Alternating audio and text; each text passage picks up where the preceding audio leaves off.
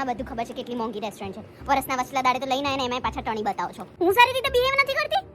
ઓલીને જુઓ, એને આઈફોન ને બાઈફોન ને કેટલું બધું ગિફ્ટ મળ્યું છે એનિવર્સરીમાં. તમે મને શું આપ્યું? ખાલી જમવા લઈ આવ્યા, એમાંય બહુ મોટું એ નથી કર્યું. હા હા ખબર છે, પુશ છે, મને ના શીખવાડશો. થોડું સરખી રીતે તમે બિહેવ કરો. હું તો રોજ આવું જ છું. હા હા પહેલી વાર લઈને અમે કંઈ નવાઈ નથી કરી. આખો દિવસ વડાપાઉં ખવડાવી મને વડાપાઉં જેવી કરી નાખી છે. આટલું કમાવ છો, આટલા પૈસા શું છાતીએ બાંધશો?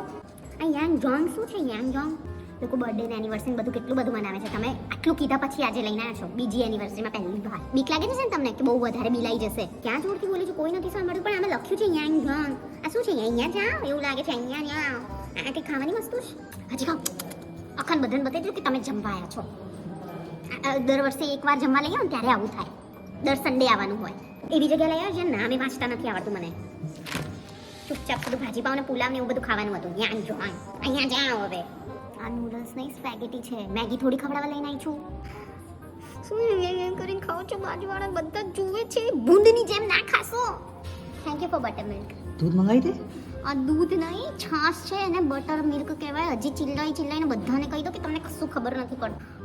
એક વર્ષે તો જમવા આવ્યા, એમાંય તમે ખીચડી મંગાવી. ખીચડી જ ખાવી હતી તો હું તમને ઘરે આનથી સારી ખીચડી બનાવીને આપત. એના કરતાં ના આવતું ને તો સારું. બિલ દે દો ને.